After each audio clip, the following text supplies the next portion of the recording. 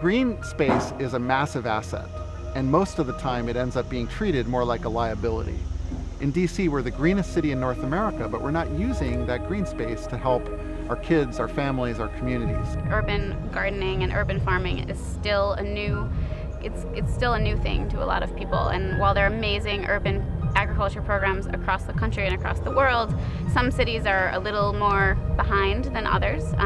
And just some people in general are just still a little scared of growing food in the city and still want to buy their food at the grocery store. Really, that's the easiest way to sell the idea of being green is honestly you can save money. And events like this are really great because they're more like an educational event to let you know that if we work together, there are things that we can do. Sustainability is becoming critical in urban life. Healthy communities are a result of socially responsible practices and a better awareness of the environmental impact one makes. Living in an energy-efficient way, using local goods and services, and minimizing pollution are individual actions that can work for the greater good.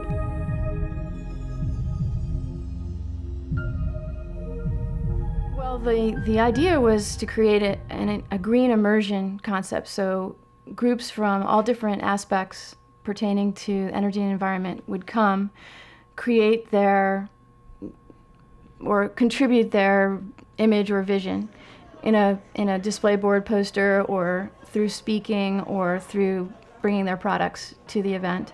And the individuals that were participating would then be able to peruse all of the exhibits, the tables, listen to the speeches, and sort of get a more holistic view about what the whole green concept is, how that might impact their life, and how possibly they could start adjusting and becoming familiar with, the green movement.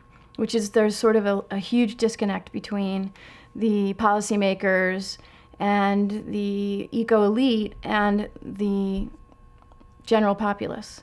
So this was sort of a way to socially bridge that disconnect and bring it down to the ground level, the grassroots level. And I believe that actually quite a few people did feel that they learned quite a bit from the different groups that were there. Well, my main thing is how people can apply renewable energy to their life right now. They've got to get out there and as we say in ACOR, move it into the mainstream. One of our concepts is ReNow, renewable energy now. And we encourage people to bring renewable energy into their lives right now, on a personal scale, on a nationwide scale, and on a global scale. And events like this are really great because they're more like an educational event to let you know that if we work together, there are things that we can do. Renewable energy is not scary, and it should be more of a commonplace word. And the messaging that's out there right now is, oh, well, we better stick with oil and gas because that's what we know, and that's Mr. Faithful, and that's what we need to do because this renewable energy stuff, I mean, how real is it? So go online and look at the real websites that are telling you this stuff, like acor.org, like the Alliance to Save Energy, like OWEA, the Wind Association, like SEIA, the Solar Association. Go to those websites and they have a listing of all the places that you can go to install renewable energy in your life and all the quick tips that you can use to become more green. There's no other organization in the DC area that's really focusing on helping you as individuals to reduce your carbon footprint in any respect possible. There's organizations out there focusing on solar, on green buildings, but no one's thinking about what can you do in your own life in a whole spectrum. So if you come and join CarbonFree DC, it's totally free. All the workshops are totally free, and we will expose you to all the options out there and give you all the resources you need to reduce your carbon footprint and save a lot of cash in the process.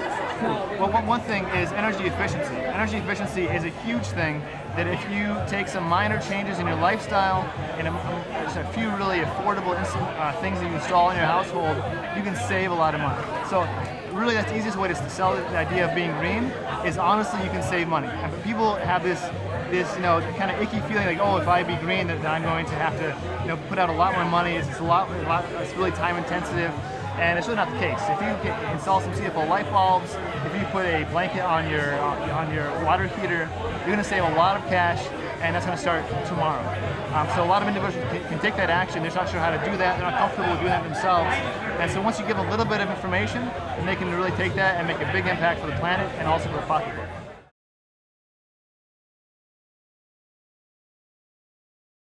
We were able to give funds to 2 green groups who have been involved in the city for a good number of years, most of them just greening or planting gardens, but recently focused on creating urban vegetable gardens for low and moderate income families and individuals to work on and also to benefit from the produce. So that was our sort of a very focused idea, and we actually didn't know the groups initially, but through just surfing through their website, speaking to people, these were the two that came to our attention.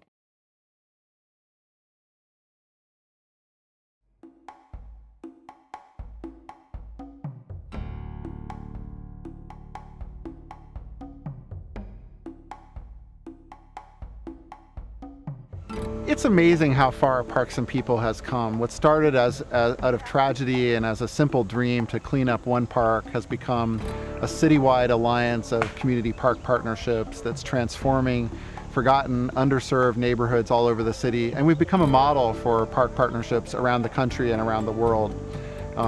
There's a massive worldwide urban parks movement, which I actually help to chair now. And Parks and People is playing a huge role in that. We're working to show how parks can advance job training, advance health, counter obesity, ground education, build community, empower folks to counter injustice. This was the worst part of the worst park in DC. It was filled with over 10,000 hypodermic needles. There were crime analyses done that showed that this was worse than any other part of this whole area. And this whole park was the most forgotten park in the city. And we were able to come in here and transform it into the Marvin Gaye Amphitheater. It's just been a dramatic turnaround ever since. We worked with kids in the neighborhood to turn a heroin market into a farm market, which is kind of phenomenal. But the most important accolades we get are from folks in the community who come in and say thank you. And they often have tears in their eyes. They can't believe that the kind of green space they've only seen in the movies can be something for their children and for their grandchildren. And so that's really the thanks that we seek, and those are the most important accolades. Green space is a massive asset, and most of the time it ends up being treated more like a liability.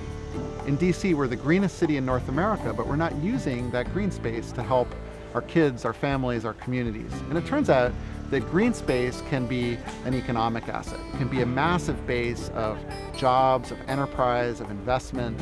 When the president talks about green jobs, he's often talking about green buildings and green energy, but green space itself, we found, can be a direct gateway to 50 different professional career tracks. When people think about parks and jobs, they often think about mowing, trash pickup, and pruning. But there's so much more to it. There's landscape architecture and green infrastructure, engineering, and using parks for expeditionary learning and gang intervention and a low-impact development. There's so many possibilities. Green energy is the fastest growing industry in the world. Parks can be key to that in building energy-efficient, self-sufficient communities. It's a whole different approach to jobs. Instead of looking just to big utilities as the center of the action, now an energy-efficient economy depends upon self-sufficient, self-reliant communities, which is what this Village Green movement is all about.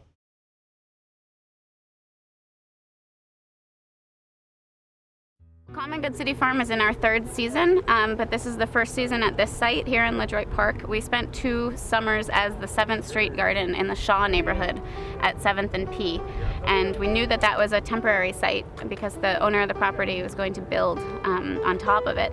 And so after our second season, we put out to all our constituents around the city that we needed new land. And this site where we're at now is an old elementary school that closed last June when the city closed 26 schools. Urban gardening and urban farming is still a new thing to a lot of people, and while there are amazing urban agriculture programs across the country and across the world, some cities are a little more behind than others, and just some people in general are just still a little scared of growing food in the city and still want to buy their food at the grocery store, and it's just a little bit more of what people are used to. So we had so much community support that we were not, it wasn't easy, but we were able to get the support of the mayor's office as well so that we could be here. DC is one of those cities that has been a little bit behind the times with things like urban agriculture and sort of bike movements and some of the things like that. We try not to preach at all. We kind of practice. We kind of teach by doing. So we have public workshops that are free, and in hopes that people will come and people will learn why things like this are important and get on board on their own. When people are on the farm, both kids and adults, we do try to have people taste the food that's here and realize that it's okay to eat. It usually tastes better, and that's an easy convincer.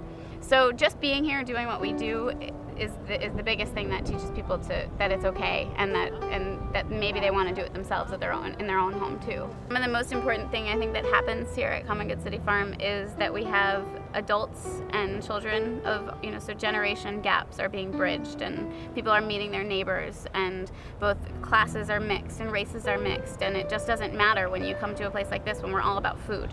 And we're all about being outside and using our body and being healthy and eating healthy and helping keep our city beautiful and knowing our neighbor so that our city is also safer.